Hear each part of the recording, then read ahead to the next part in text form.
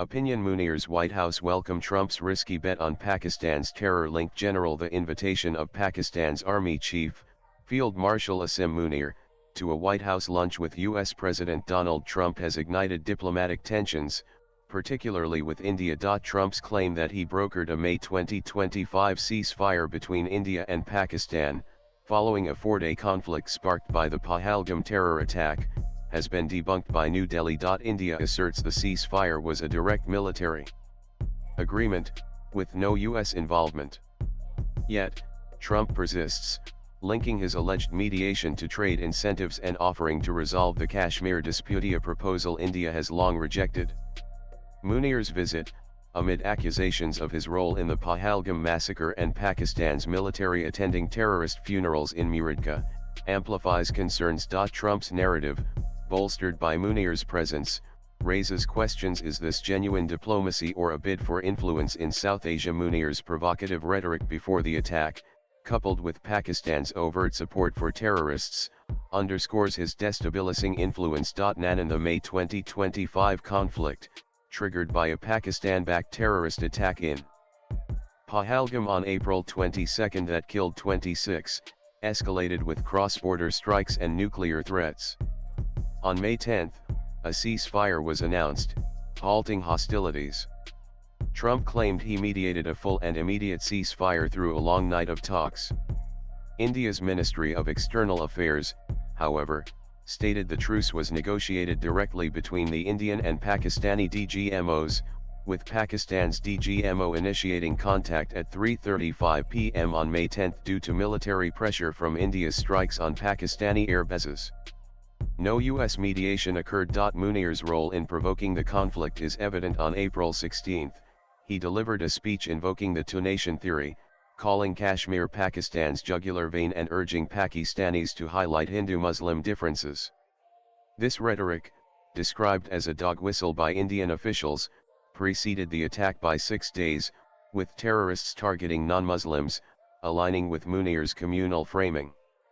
Former Pakistani officer Adil Raja claimed Munir ordered the attack via the ISI, a charge echoed by U.S. expert Michael Rubin, who likened Munir to a terrorist.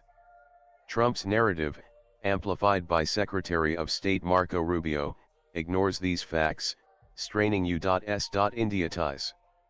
By crediting himself, Trump emboldens Pakistan's military, which faces domestic unrest, to leverage U.S. support, risking further escalation in a fragile region. India has consistently rejected third-party mediation on Kashmir, citing the 1972 Simla Agreement's bilateral framework. Prime Minister Narendra Modi, in a June 2025 call with Trump, clarified the ceasefire was a military-to-military agreement, not U.S. brokered. Foreign Secretary Vikram Misri dismissed Trump's trade incentive claims, stating no such talks occurred. India's stance reflects its sensitivity to external involvement in Kashmir, an integral part of its territory.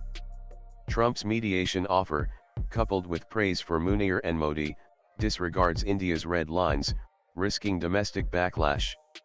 The Indian opposition, led by Congress, has questioned Modi's silence on Trump's claims, fearing it may signal tacit acceptance of mediation. India's rebuttal is a strategic message to global powers, cautioning against interference in South Asia's nuclear flashpoint.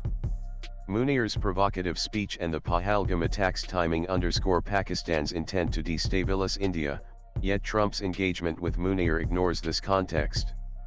By aligning with Pakistan's military, accused of state-sponsored terrorism, Trump undermines U.S.-India relations, critical for countering China. India's warning against Pakistan's nuclear blackmail and its diplomatic offensive, including suspending the Indus Waters Treaty, signal its resolve to maintain strategic autonomy, making Trump's overreach a costly miscalculation. Nanan Munir's White House invitation, a rare honor for a military chief without civilian leaders, signals a U.S. tilt toward Pakistan's military establishment. His visit follows his nomination of Trump for a Nobel Peace Prize for averting nuclear war, aligning with Trump's ceasefire narrative. However, it coincides with damning evidence of Pakistan's terror links. At a funeral in Muridka on May 8, 2025, 4 terrorists killed in India's Operation Sindoor.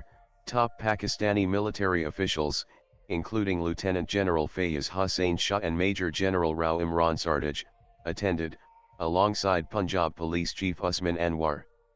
Coffins draped in Pakistani flags and wreaths laid on behalf of Munir and Punjab CM Maryam Nawaz underscored state patronage. Lashkar-Taiba's Hafiz Abdul Rauf, a US-designated terrorist, led the ceremony, exposing Pakistan's military terror nexus. Munir's ties to terrorism are further evidenced by his tenure as ISI chief during the 2019 Pulwama attack and claims by ex-Pakistani officer Adil Raja that Munir masterminded Pahalgam with ISI support. Domestic protests in Pakistan, with hashtags like Resign Asim Munir, accuse him of orchestrating the attack to deflect from internal dissent. Pakistan's support for Iran amid tensions with Israel complicates Munir's US engagement, yet Trump's outreach may aim to counter Iran via Pakistan's nuclear leverage. This risks alienating India, a vital Indo-Pacific partner. Munir's visit, alongside a Trump family-linked crypto deal in April 2025, suggests personal motives may cloud US strategy, enabling Pakistan's military to exploit Trump's overtures while deepening regional instability. Nanan Trump's ceasefire falsehoods and Munir's White House visit have profound implications. First, they strain US-India ties, critical for countering China, as India's public rebuttal signals distrust. Second, they embolden Pakistan's military, accused of backing terrorists, as seen in Muradki's state funerals.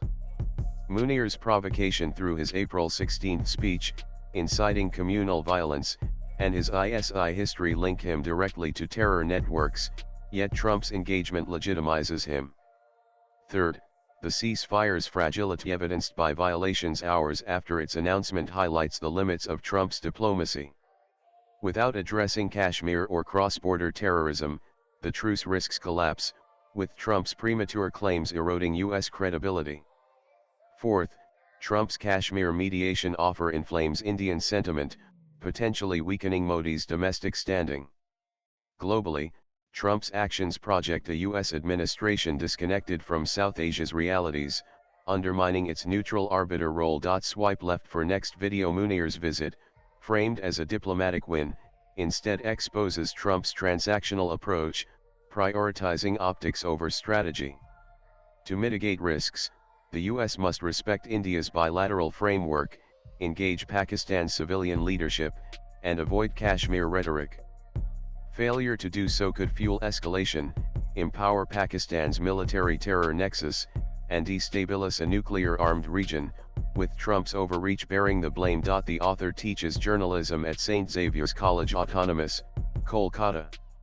His handle on X is Sayantan_GH. Views expressed in the above piece are personal and solely those of the author. They do not necessarily reflect News 18's views. Latest blogs.